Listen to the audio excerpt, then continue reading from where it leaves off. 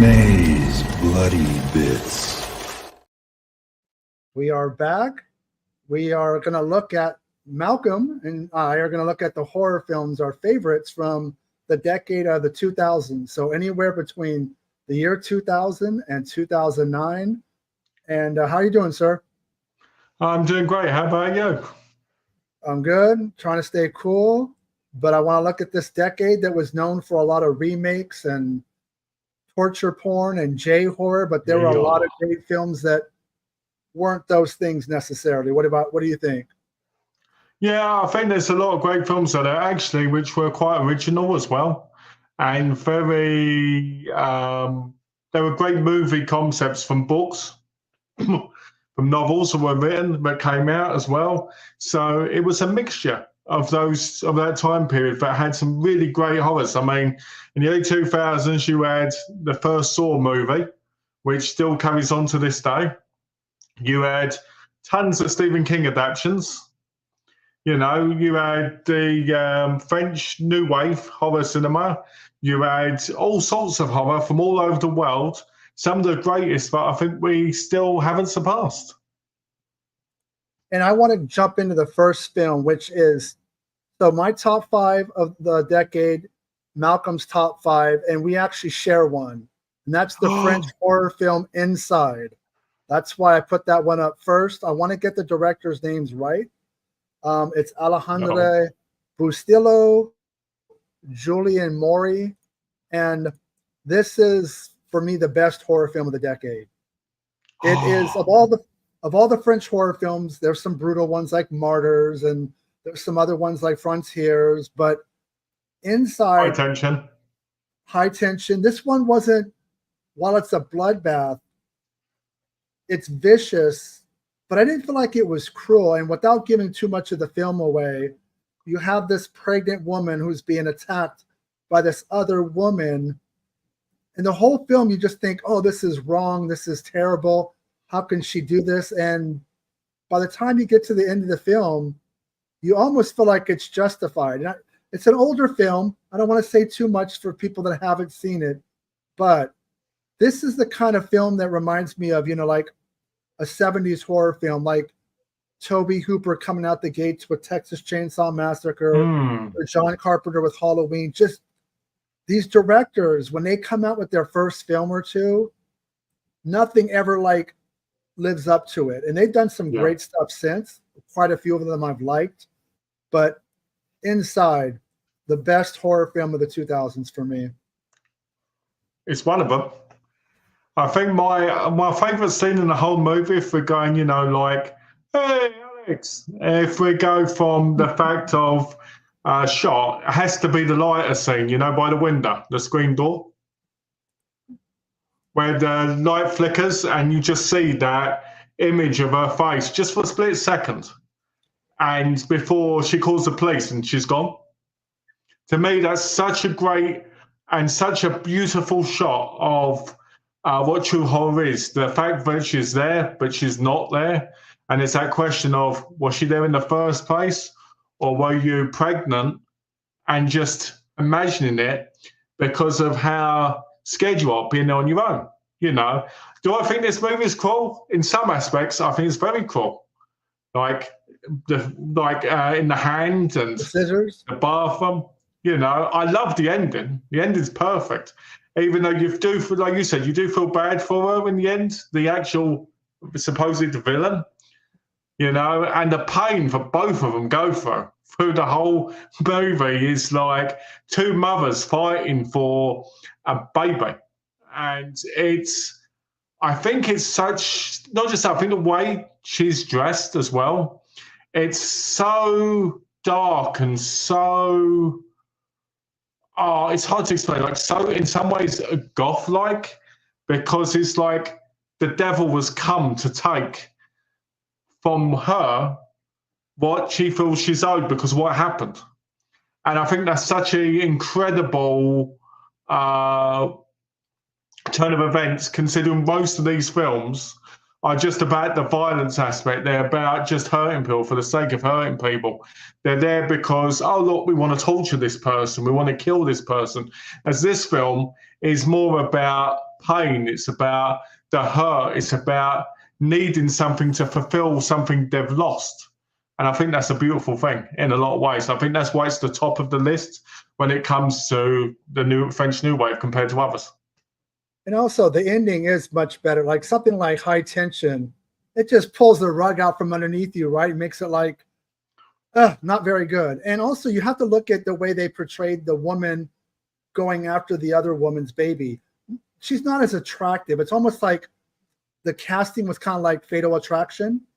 Yeah. You know, like Glenn Close, they kind of made her look like a little bit rugged and a Well, little bit more beat up.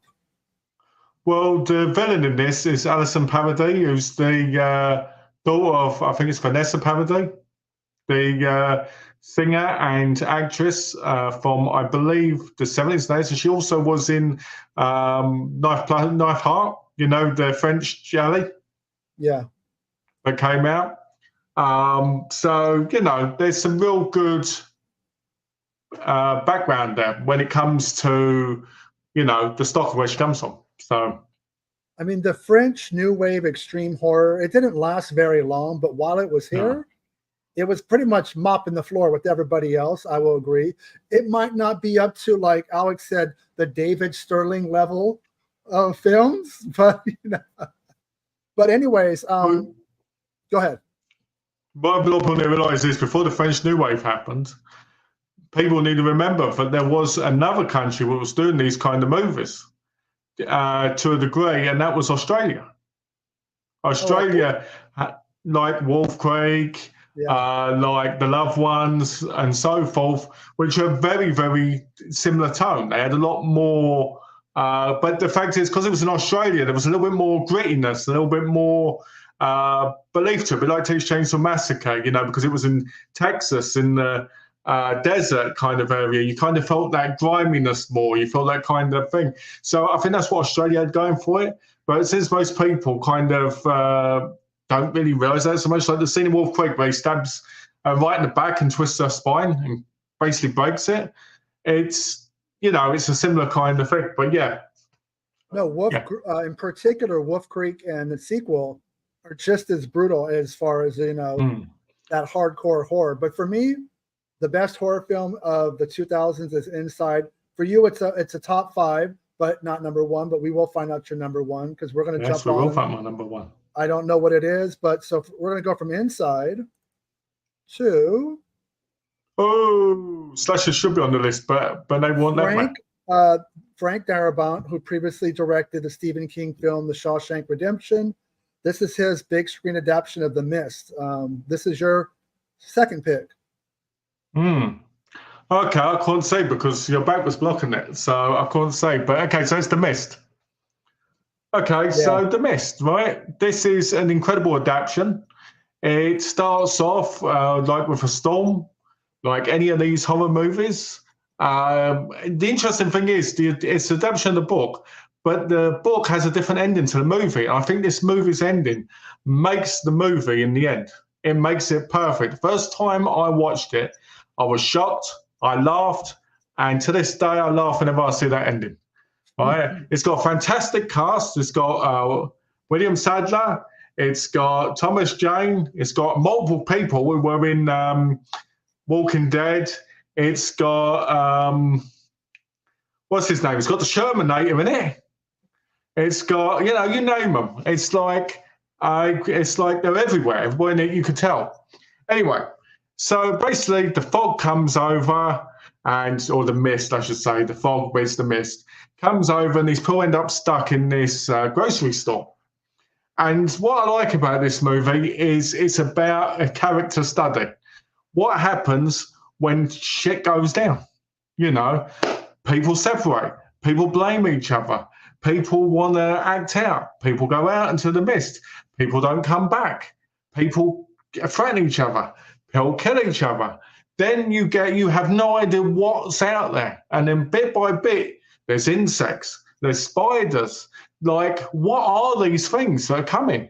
Why is there like big, massive monsters? Why is there little monsters? Why is there this? Why is there terrible CGI? Because one thing you do realise about this movie, as well as the movie I know you're going to talk about, the CGI now looks terrible. absolutely terrible because it was in that time, in the 2000s. We'll get to that bit later on my your picks because I watched it today. And, and what I like about it in the end is, they stick together, but they don't. And the people that are who you'd think would be weak, vulnerable, crying, you just realise that you can't judge a book by a cover in this movie at all. And like I said, in the ending, they decide they're all going to separate. They're going to do this, and you get that impactful moment at the end. And to this day, that ending to me is one of the greatest endings of pure comedy. It's probably the bleakest ending in the history of horror. It's so, I understand you're finding it funny, but I don't know how you find funny like killing your son and all these people that all you had to do was wait another 10 seconds and you realize the monsters were being taken out by the military and stuff. And it's just, what's the ending of the book? Do you remember? The ending of the book is basically they pull over for the night in the car, and it ends there. Like, what's going to happen? They're not going to survive. They're not going to thingy, but they're trying, and basically the gas kind of runs out. They pull over to sleep, and that's the end of the book. But I think the way they did it in the movie was perfect because that movie ending is going to stick with you more than the ending in the book. So the ending of the book is more like the ending of John Carpenter's The Thing. You kind of you fill in the blanks where Darabont, with his film adaptation, said, fuck it, we're going to leave you so depressed that all these people that you followed throughout the film that you cared about are going to be shot dead. And then Thomas Jane's character, the guilt that comes over him when he realizes that just could have waited a little bit longer and he commits suicide. And the fact that he's going to go to prison for murder for life because he killed 4 people. That ending still, it doesn't work for me as well. It's just too bleak, too depressing. Well, there you go. It's the question. What is it with people, Americans, right, and bleak endings? Every time I talk to somebody from America, they hate bleak endings. I love the bleak endings. But this is beyond bleak. This is just tragic and devastating. And because you always want to have the happy ending because it makes you feel good as you leave the film. But Frank was like, you guys are just going to have to deal with it. But I give him credit for having the balls to just go, I'm going to do it. This is the way I'm going to do it. And you're going to have to live with it because it definitely sticks with you. And affection. But going back to what you were saying is the monsters are really not the villains in a lot of these films. Yes. It's human nature, how your fellow man reacts to you. That's why The Walking Dead was so popular. It's not the zombies that are scary as much as how your fellow man's going to treat you and they're going to turn their back on you. And if you think of it from the point of view of when they're in the grocery store, if they just stayed there and worked together, didn't open anything, and stayed there without any conflict, between themselves, they'd probably all been alive except for, the odd death, obviously, from when they got in and stuff like that. But it would have been better. But do you know what causes the mist in the first place? Because I can tell you, it's a government thing, as it always is. It's always the government's fault. The government did a project where it opened the portal to another place, and they had a failure with electrics in the building, and it caused these portals and all of these creatures to come out. So obviously what happened was they closed the portal down, and then they just started killing them all without more coming. But at this point, I feel like it would have been impossible for that to happen so quickly. But we have to remember, this is an American film, and Americans destroy everything and win over in the end in movies. So they're interdimensional beings, kind of like H.P. Lovecraft creatures. Yeah. Gotcha. Is this your best of the decade, or we haven't got there yet? No, we haven't got there yet. So let's go to my next pick. My favorite horror series of the 2000s are the Final Destination films. I like the Saw films and I like Wrong Turn, but these films are just kind of fun, escapism, but studio, because remember, this is New Line Cinema being absorbed, right, by Warner Brothers. And I could have picked the first film, the second, the third, or fourth. I actually like all 5. I know they're working on a 6th one now. The first 4 films actually all came out within this decade, which is kind of crazy. That's But true. this was James, the director of the original film is James Wong, W-O-N-G, not James Wan, W-A-N. Yeah, James Wong. Get the Wong He out. came from the school of like Millennium and X-Files, and he directed the one with Jet Li. He directed the original film. And this film, I think the openings are always the best, and every scenario is different. And this one is, most people love roller coasters. You, again, like this Final Destination 2 with the log going down the road, every time I'm on the freeway and I see any truck with stuff behind it, you get out to the other lane. Yes. This doesn't really make you want to go on a roller coaster ever again, because, I mean, yes, it's far-fetched, but people do die on roller coasters. There's accidents. They get stuck upside down. People get flung off. You don't hear about them. And they shoot out. They get, they keep it out of the news. They kind of pay the families off. But so it's not totally out of the realm of possibility that you could get on a roller coaster and not live to see, yourself getting off the ride. I just have to say, I can't believe out of all the ones that came out in that time, you picked number 3. There's a death in number 3 where Bloody Rock gets hit by a lawnmower and kills the person. Hey. And then there's the death where they get in the sunbed. I mean, come on. Okay, the sunbathing is great because, for one, the girl gets nude. So that's obviously bonus. And, tanning beds, but I like their taking of what's common of the era. Tanning beds still are popular. That's why so many people walk around and they look orange. And, no, that's great. She gets burnt to a crisp. And then as they're dying and it catches on fire, the scene transitions to, they're going from 2 tanning beds. Then it transitions to 2 coffins in the cemetery. So it's a nice little transition. That's quite good. That's a good transition, yeah. I do have a soft spot for Mary Elizabeth Winstead. I've always had, I have a crush on her. This is kind of like her hot era where she was in Black Christmas and this film, and she was about to be in Grindhouse and stuff.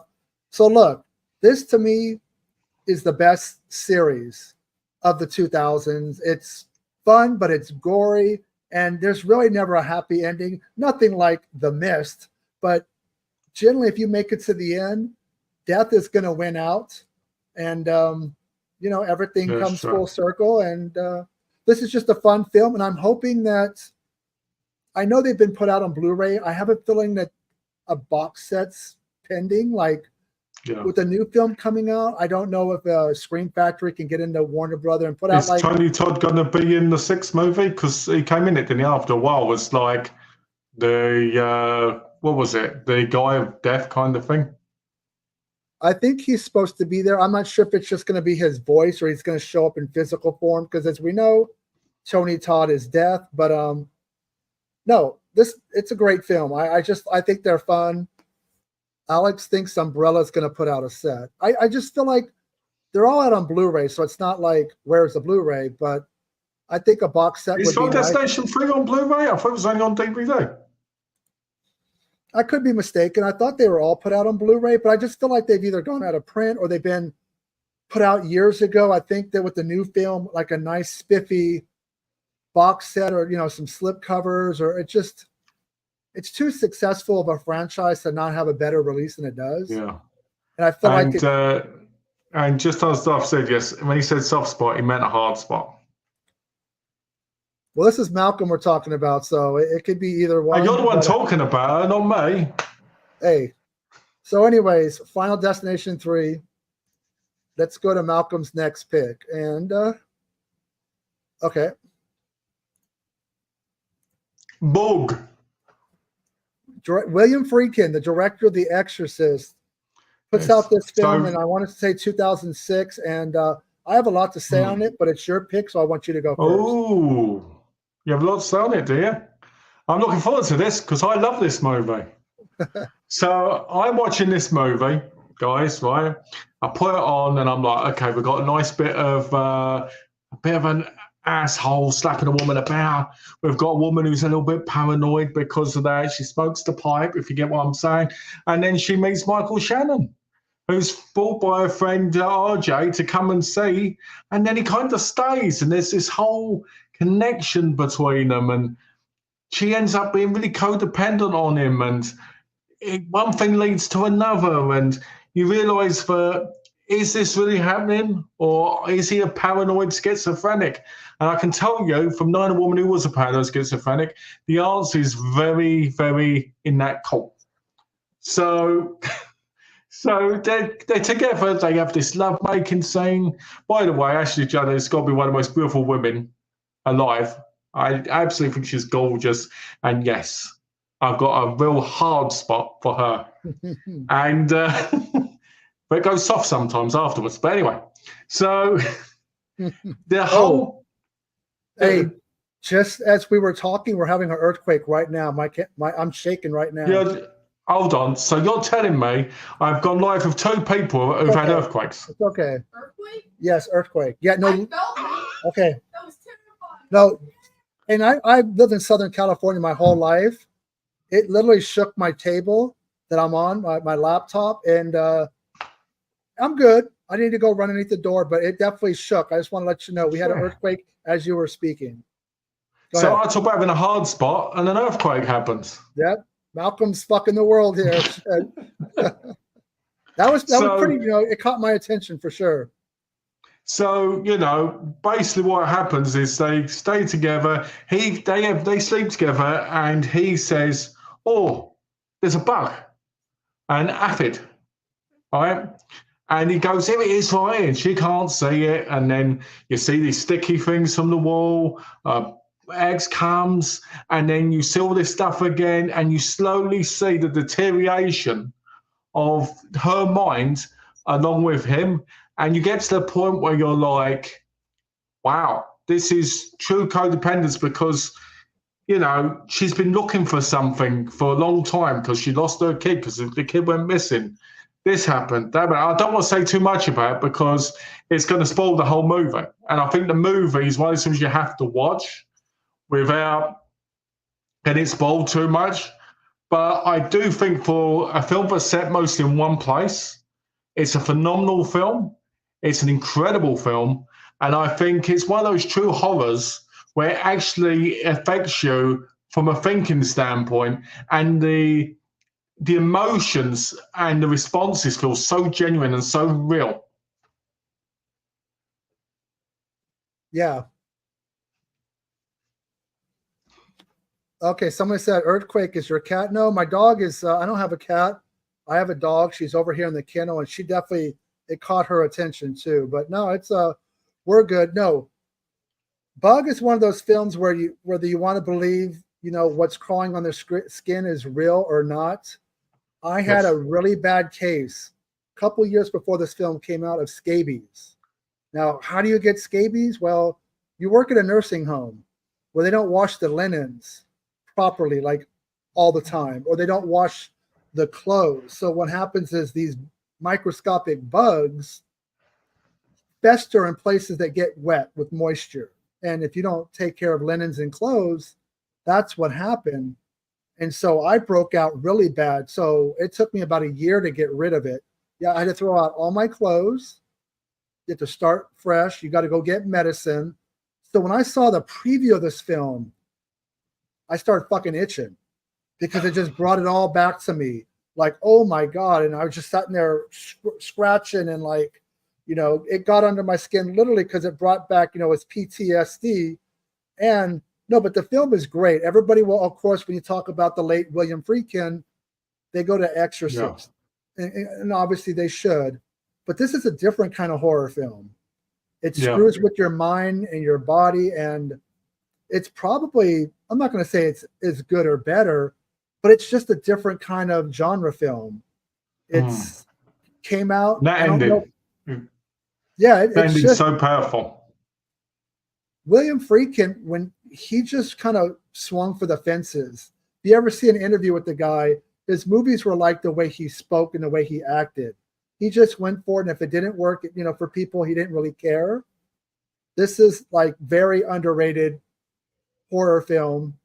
It got a theatrical release. I want to say it was like 2006. It was 2006. And yeah, I want to. I believe it was Lionsgate that put it out. I could be wrong. Yes. It's So Lionsgate. and Harry Connick Jr., a singer turned actor. I agree with Ashley Judd. Absolutely beautiful, like just stunning. And Michael Shannon can act. He always brings it when he's in a film. And no, I think it's a great film. It just kind of brings back. If I watch it again, Brings back those STD members. Yeah, no, not STD, PTSD. Two completely different things. Alex is right. Friedkin took no prisoners, very outspoken but marvelous filmmaker. My favorite quote from him was when somebody asked Friedkin about Al Pacino. And he said, I don't give a flying fuck into a rolling donut what Al Pacino thinks about anything. And after he passed away, I was kind of watching different videos on YouTube. Nobody does an interview like that guy. Nobody spoke like that guy. Just totally unfiltered. And that's totally what we need, Well, I watched him on a featurette on the Blu-ray disc because I got the Blu-ray disc of both from Australia from Imprint. And I was watching him talk about the girl who played Arja. I can't remember what her actual name was. But he was saying about how she was sexy, she had a beautiful body, and I wanted her to be in the movie because I knew she could be like this ultra sexy woman, just even though she wasn't going to be doing anything other than walking around. It's a bug. I definitely do recommend it. It's not my top 5, but it's a nice pick that's not an obvious one that most people would have. So, guys, if you don't watch this, if you've got STDs. Okay. I really dug Dark Castle Entertainment. They're still around, but in the early 2000s, they were rocking and rolling. Well, actually started in 1999 with the remake of House on Haunted Hill. They did House of Wax. They did 13 Ghosts, which I really wish 13 Ghosts would have came out about 10 years later, because if there was ever a film that would have looked awesome in 3D, because in the movie they actually put on the glasses and you could see the ghost. Just missed it. They did Gothica. House of Wax is a remake of the Vincent Price film, but it's almost like it's also a remake of Tourist Trap.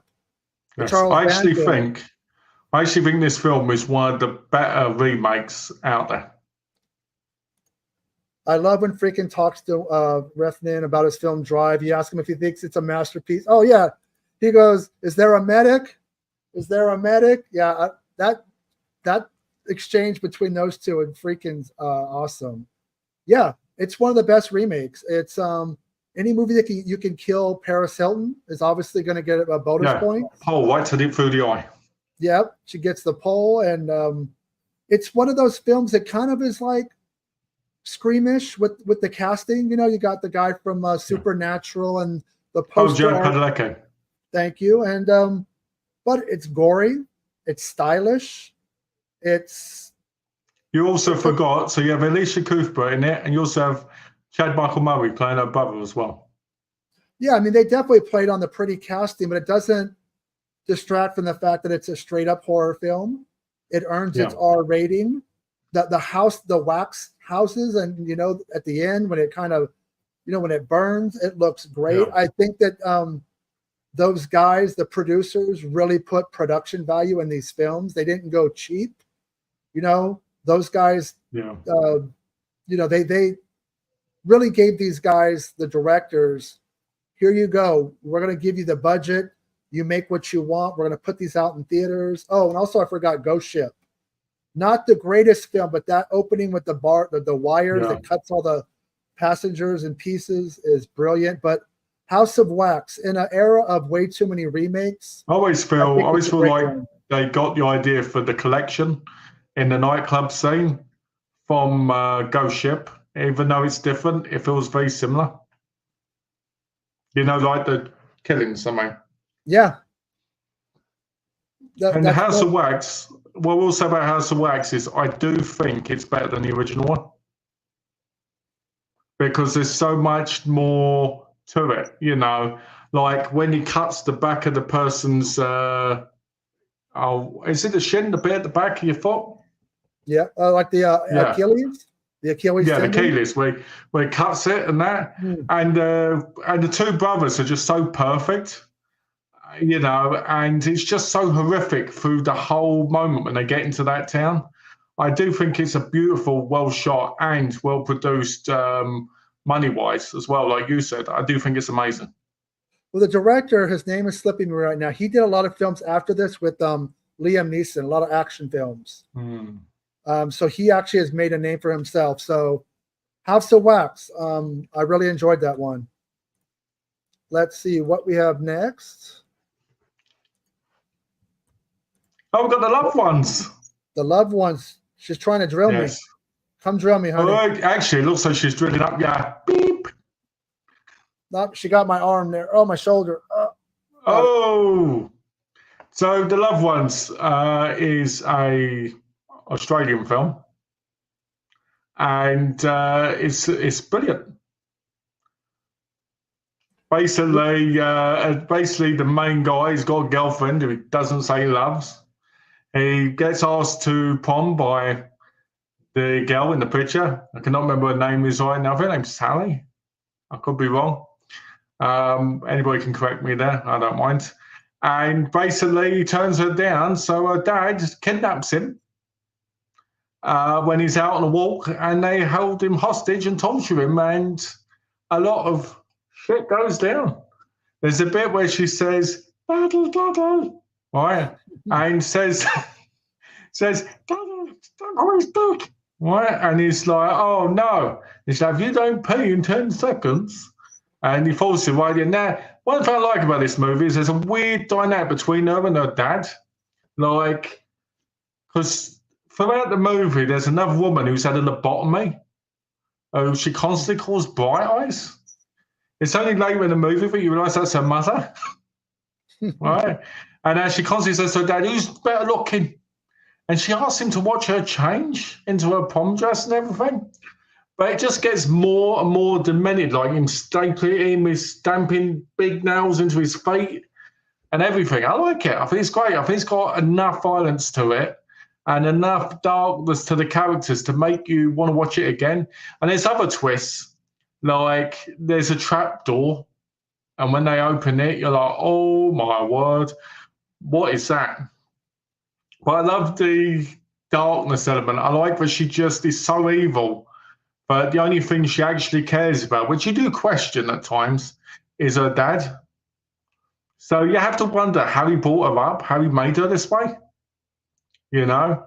And it's just like this Australian outback look to it as well. And the fact that you don't feel bad for the male character at first because you're like, what a jerk. And you just want to think about the whole psychology of the villains in it. But I do love the ending. I'm not going to spoil the ending in case people haven't seen it. But I do love it. I do think it's a lot of fun. But it is very creepy. I need to check it out still. I know a lot of people, their list for their best films of the 2000s, this one seemed to come up often. So I don't think you're the only one who feels it's a great film. So I need to check that one out. And just so people know, I totally bang her. Well, you bang anything, shit. Okay. Speaking of French horror, Alex Aja, who he went from High Tension. This was his first, foray into studio horror. And I do like Wes Craven's 1977 original, The Hills Have Eyes. This remake smokes it, kills it, just kind of makes you forget about the original. I saw it in the theaters with a couple of coworkers, and I was like, man, the MPAA really let movies get away with a lot, where in the late 80s they weren't allowing nothing. There's just stuff in this film, these mutants in the hills that, are just destroying anybody in their sight. And it's one of the rare times where a filmmaker second film is probably as brutal as his first film. And usually when you go to Hollywood, that's not how it works. They usually, neuter you, tell you can't make it as ferocious as you did your film that you made in your country. And it's like this film, which also spawned a sequel, which wasn't as good, but it's actually awful.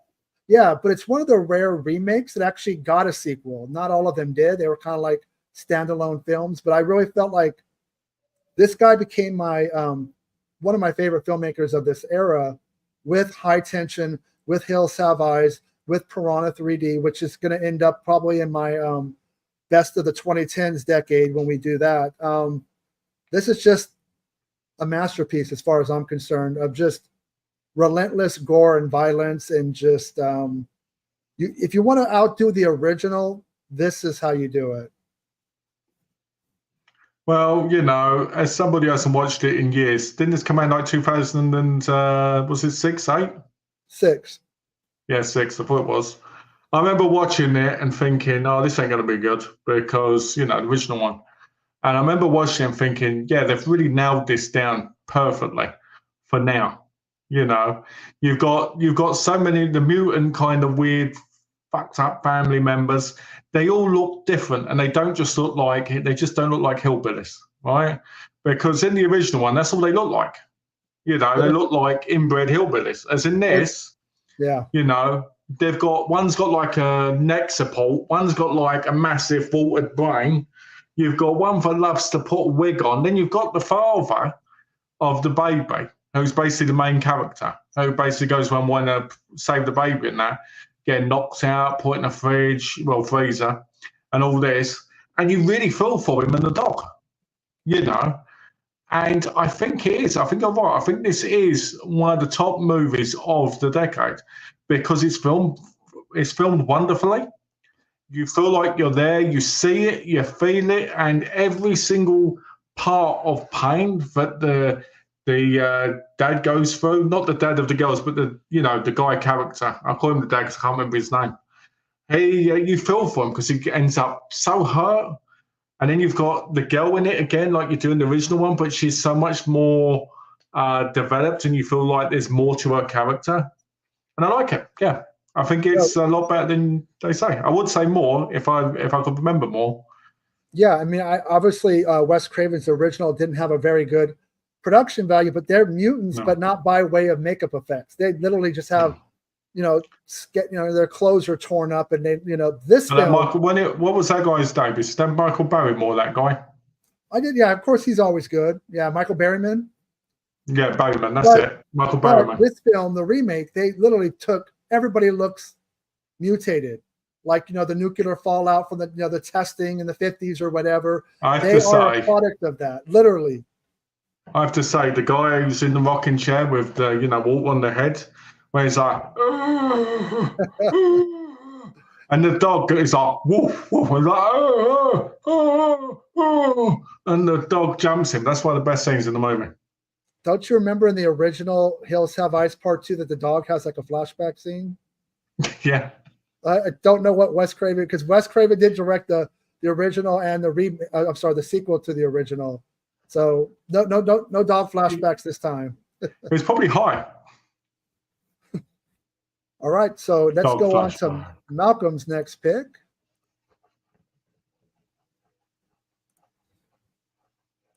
Oh, it's Eden Lake. I like that Dimension Films had their theatrical arm, but this was their direct-to-video, which was Dimension Extreme, and had quite a few good films. And this is Malcolm's pick, Eden Lake. Yeah, with early role from Michael Fassbender. Hills Have Eyes is fantastic. Really enjoyed both your choices so far. I'll share a few of my faves after that. Yeah, share them. Oh, that'd be awesome. Yeah, I'm always curious to know what other people like. So Eden Lake, go for it. You've seen it, right? Not yet. If you could laugh at me like that. I got to laugh at you because you call yourself a horror fan, you ain't seen it. Anyway, this is probably one of the most realistic horror movies from a English standpoint, right?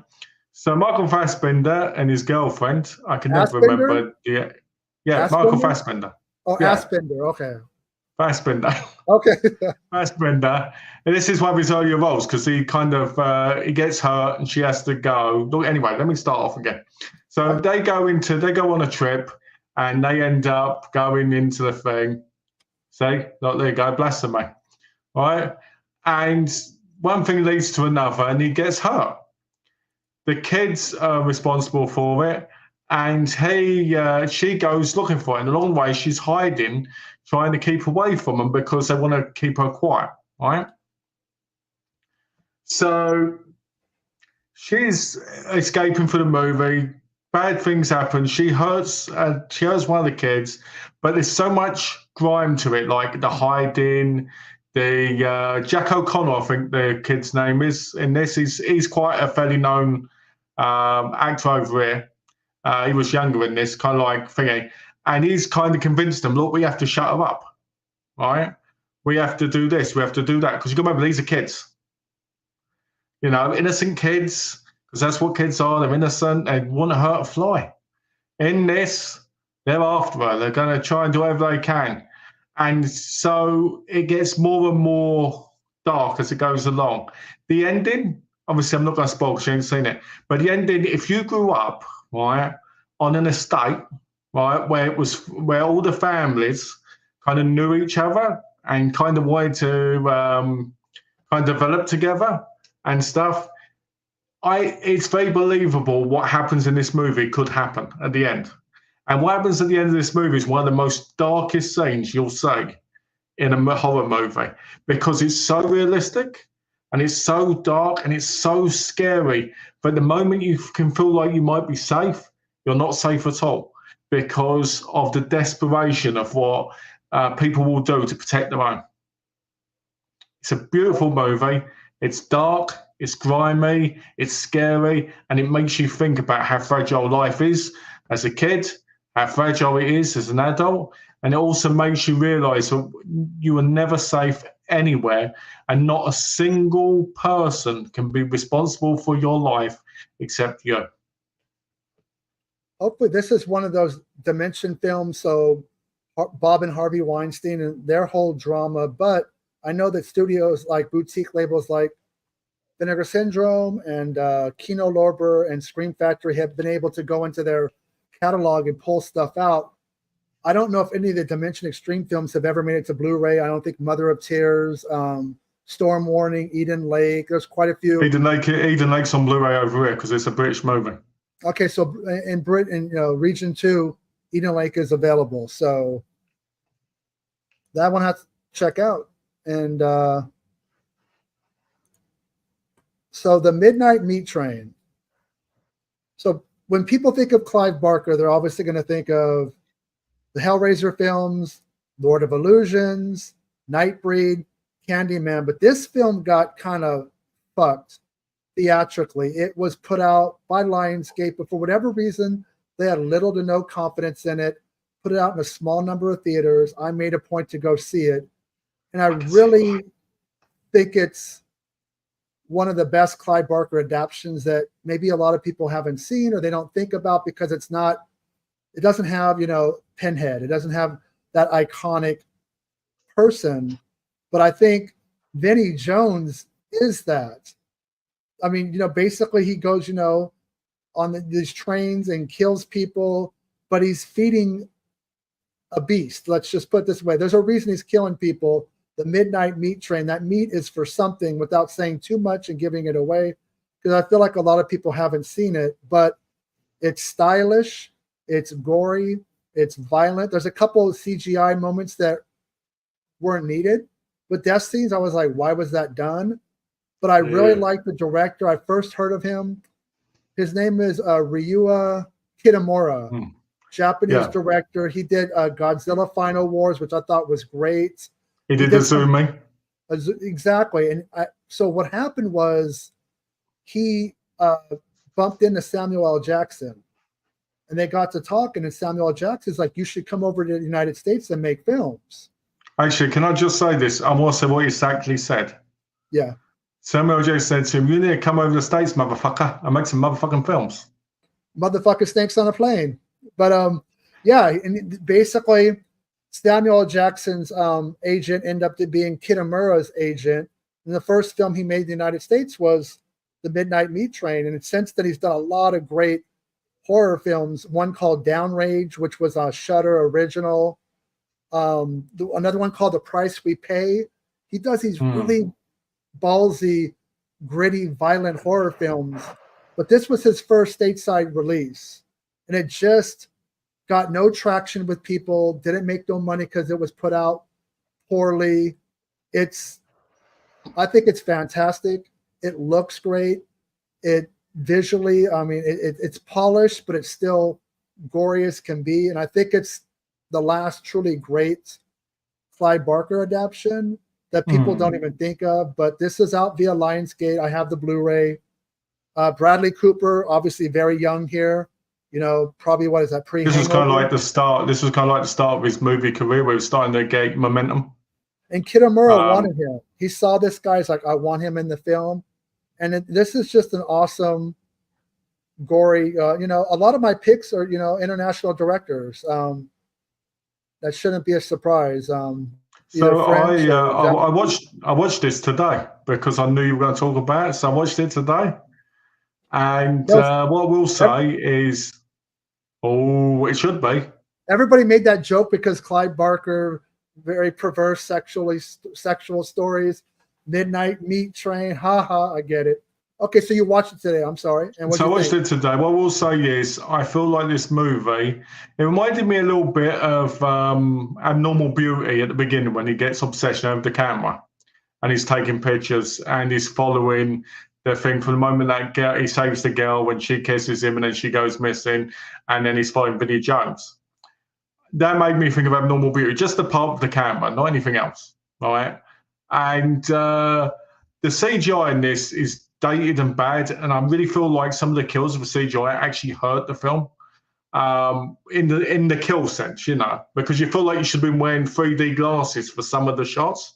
Well, when the guy gets hit in the face and then it kind of tears off, computer generated, which I don't know why they did it with the computer. It wasn't needed. Yeah, which felt a little bit, you know.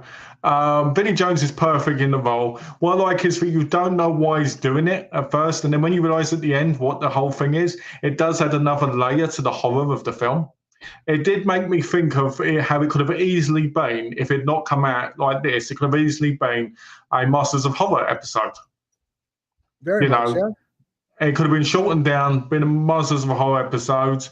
And I feel like in some bits, it probably could have been that way better because it would have been tighter and there wouldn't have felt like this repetitiveness of certain parts happening over and over again. But it is a great film. And I do think that once you get on the train and you see certain things, the horror is there because you can't get off, can you? You can't get off a moving train. You can't, you know.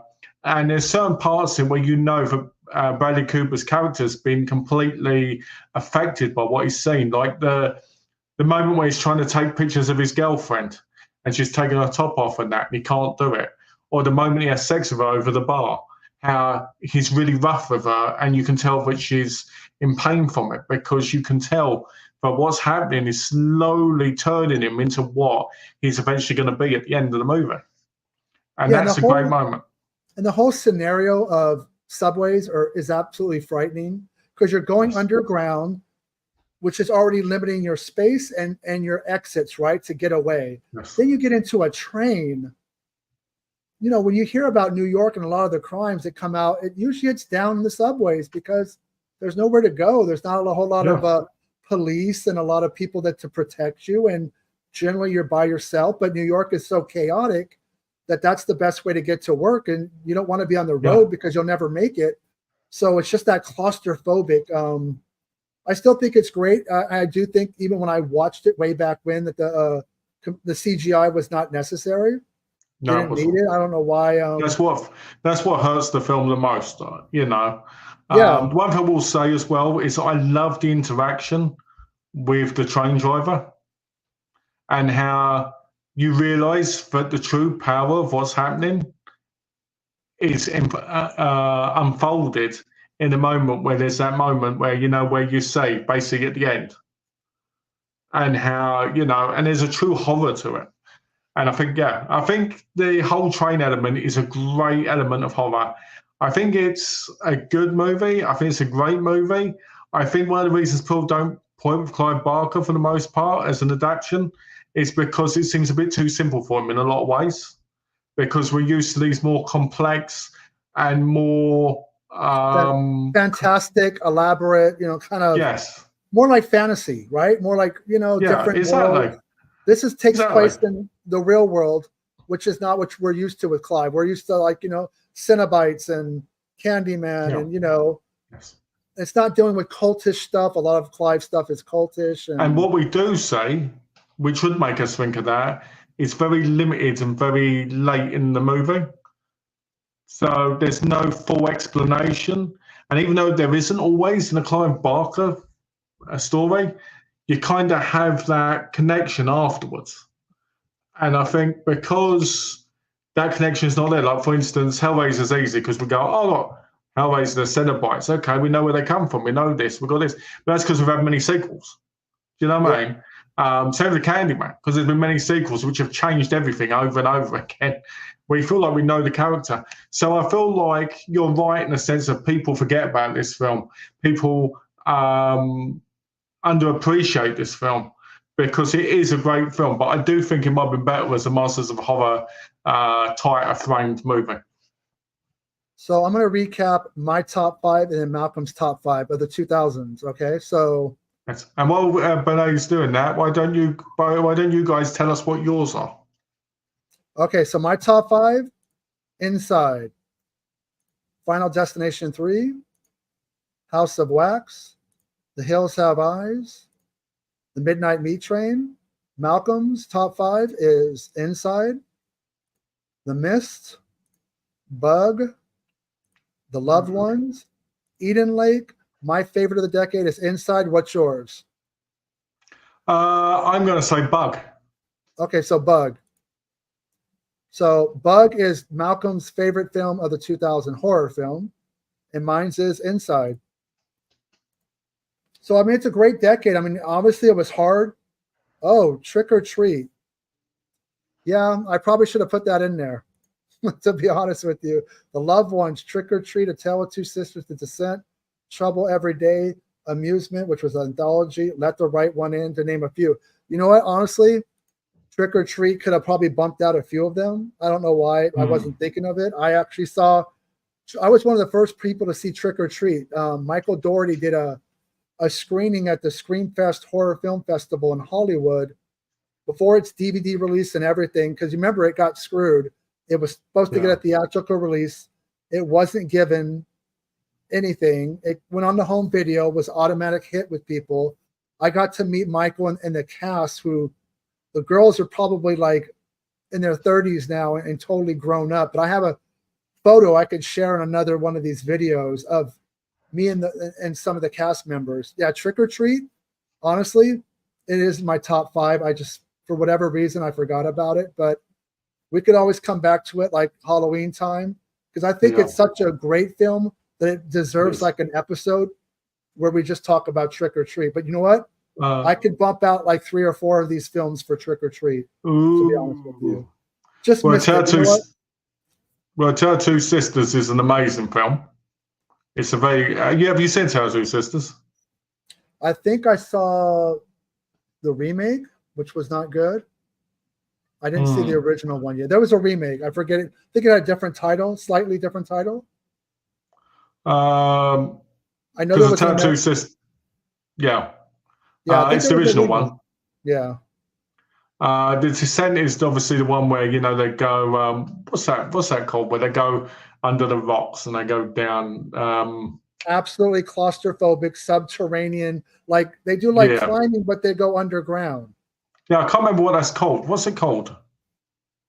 Yeah, which absolutely I would never do, because there could be an avalanche and you just get stuck in there and they never find you. And yeah, that was Neil Marshall. That was like his breakout film. I know Alex loves amusement because he likes to jerk off to Catherine Winnick. The Collector is also great. Now, I think that was like 2009. The Collector is amazing. No, I'm surprised it's taken so long for a third one. I think they're talking about doing another one now. I don't know why it's taken so long. I know there was the sequel, The Collection. Both of those really, people seem to like them, so I'm surprised they didn't. The third one's in development. Yeah.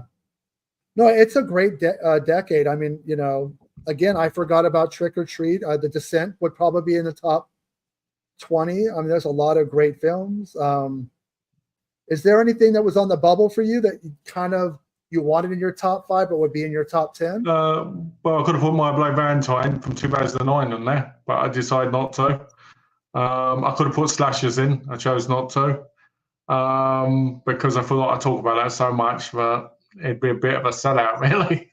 Oh, that's why put somebody in there. brought it up earlier. I thought they were just making a joke that it wasn't a good film.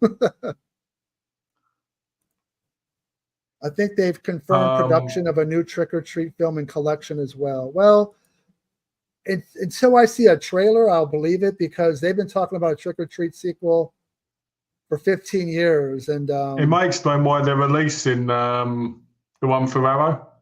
one of my favorites Because, from the period is The Horde from 2009, a French zombie film. Yep, that French horror, man. Yeah, I'm glad you brought up My Bloody Valentine. I actually like the remake more than the original. I think the original is good, but a little overrated. I think it came out in 81 at the height of the slasher craze, so people love it. But the 2009, the 3D was so damn good. Like, even at the end, where it just kind of sticks in the tunnel, I kept my 3D glasses on and watched it, which I rarely do, to the very, end. And it's got Tom Atkins, and it's great. The 3D Prom Night sucks. Yeah, the Prom Night remake wasn't good. Either was the Stepfather remake. That was what's his name? Oh, what's that guy's name? They were both produced by Screen Gems, which is like Sony's genre arm, but they were both PG-13. They could have made them, the original Prom Night and Stepfather are not overly gory, but they are rated R films, and these are both. My biggest problem with the remake from My Bloody Valentine is that it has the same twist. True.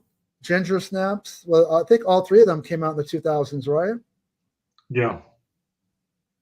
Ginger's. Yeah, I mean, it's a really good decade. I also want to do the 2010s, like sometime in the next, month or two. We did do the 90s before. So we did the 90s. We've done the 2000s. We'll do the 2010s, 2020s. Remember, we can always do a part 2 as well of these. We could do part 2, yeah, or we could do the worst of the 90s, 2000s. You could always do the worst of the worst. Next week, worst of the 2000s. Put on all David Sterling movies. I looked on Tubi just for the heck of it, and there's nothing available. I'm not buying his films. If I want to watch them, they're going to be free because I know they're going to be horrible. So I just want to buy the animated Camp Blood movie. That's all I want to do is watch it. Yeah, I mean, I'm usually open-minded to most, but when I can't get to the trailer, then the movie's probably going to be, Last thing, because I know we're going to have to end in a couple of minutes. Yeah. I just want to say this. How excited are you for the Mandalorian and Grogu movie? I'm excited for it, but I don't know, having watched the television series, I don't know how it's going to translate to theaters as far as the action element. Because when you don't, I mean, unless they want to add some Jedi in there, swinging lightsabers. The teaser that I saw that people posted from D23, which is the big Disney convention they had out here over the weekend. Yeah, I saw the announcements. It looked like footage from the actual film, and it looked good. But for Star Wars fans, I guess we're our expectations are really high when it comes to theatrical. That there needs to be, yes, there needs to be a good story, but wall-to-wall action. Let's see if the Mandalorian's capable of doing that. I mean, they're going to have to put out some good battle scenes, because the applause that I heard at the end of it wasn't as thunderous as I heard for the previous Star Wars films that went to theaters. I was more excited for Descendants and the Zombies one. No, I mean, I know they're doing a third Tron film, which I think 9 Inch Nails is supposed to do the soundtrack. And Frozen 3. I mean, no, it's very, there was some very, good announcements. A Star Wars television series called Skeleton Crew. Yeah, that sounds interesting. Which looks kind of like a Goonies or more like Explorers, the Joe Dante film. Yeah. Where the kids go up in the UFO. Where these kids, though, it's in the Star Wars universe, the kids dream of, you know, doing something more with their lives and having more fun, and they end up like up in, you know, up in space, and it looks good. I think it comes out in December on Disney Plus. I'll check it out. We'll be back next Monday at about 3:00, a little bit later. I want to, you know, I want to go back to where's the Blu-ray? Where's the Blu-ray? Yeah, I want to do that. I think we could do that next week. I was thinking about doing blind buys only, but let's do any 5 films that you just want on Blu-ray, just to make it easy. All right, any 5, yeah. Any 5 films. The Star Wars video did really well on the views, on the re-upload. It did. I started doing more shorts because I know that they're popular, and that short did 100 views, which was not bad at all. Of course, you know, we always want people to, you know, like, share, and subscribe. The channel's kind of plateaued for some reason. I would think it, having been out for 6 or 7 months and a regular schedule, it would do a little bit more, but it hasn't. Well, I put a little survey out there for people. All right. And they said, first of all, we want more of the hunk taking his top off and dancing around. Okay, more Malcolm. They said they said they want more of you doing this with your head, so that they can imagine that it's something else. And the third thing they said was the content's great. Well, you know what? We're going to keep churning them out because we do it for the fans, the viewers. Thank you, everybody, coming and watching and commenting. And we will be back next Monday, and we will talk to you soon. Take care, everybody. Take care, guys.